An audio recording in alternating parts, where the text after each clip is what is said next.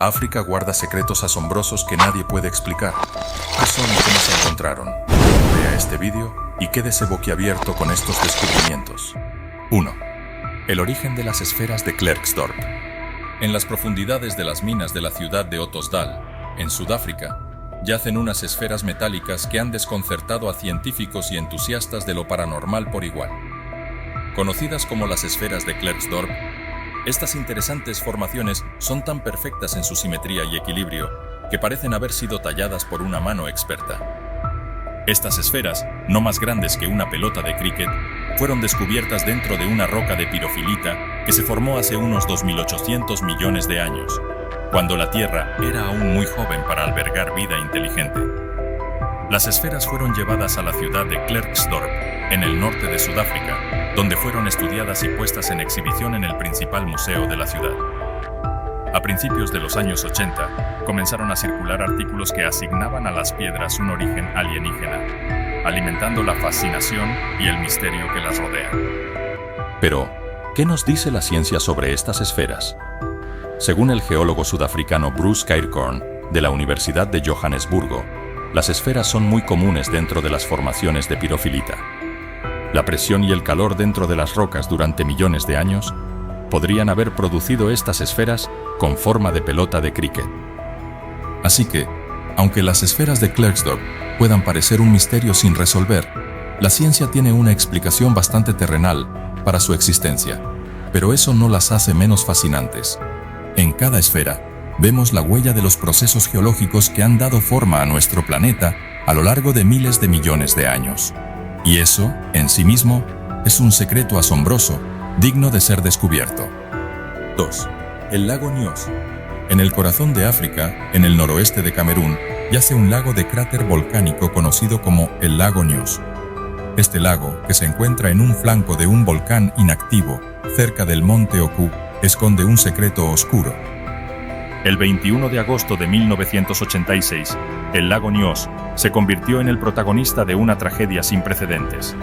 Ese día, el lago liberó una nube de dióxido de carbono que asfixió a más de 1.700 personas y a miles de animales en un radio de 25 kilómetros.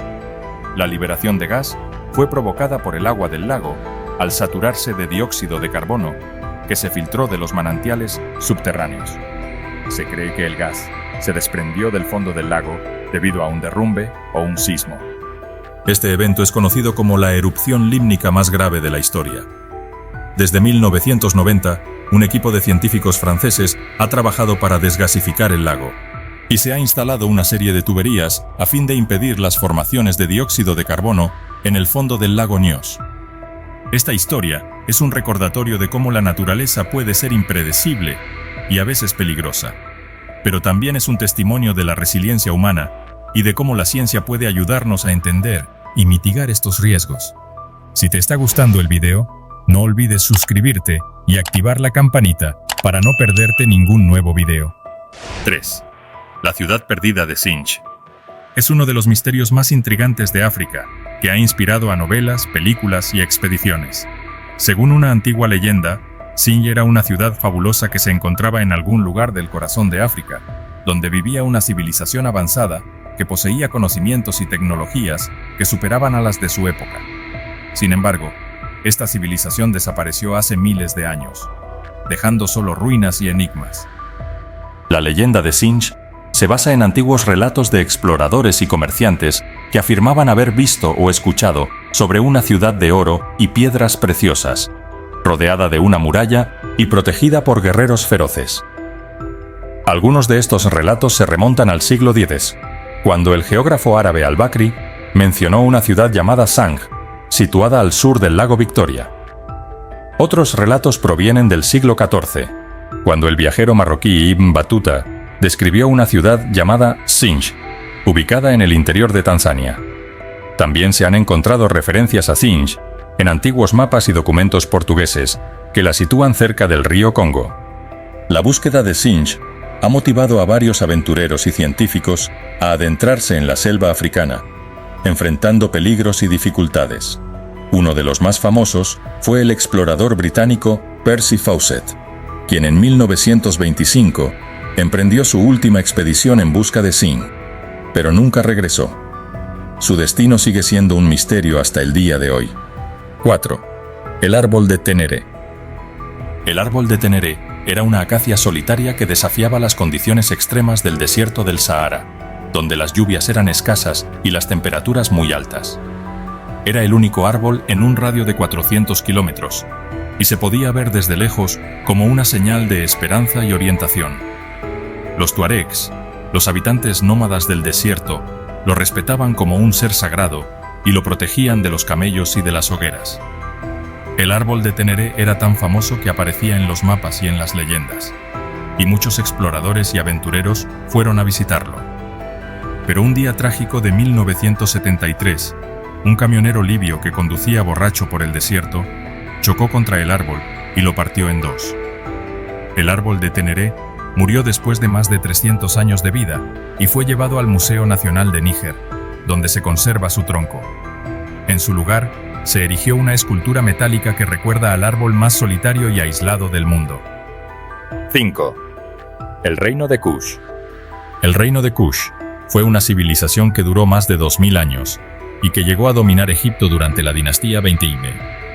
El reino de Kush se ubicaba al sur de Egipto, en la región que hoy es Sudán, y se dividía en dos fases, la napatiense y la meroítica. La fase napatiense se caracterizó por la influencia de la cultura egipcia, que se reflejaba en el arte, la religión y la escritura de los kushitas. La capital era Napata, una ciudad situada cerca de la cuarta catarata del Nilo, donde se levantaban grandes pirámides y templos dedicados a los dioses egipcios, especialmente a Amón.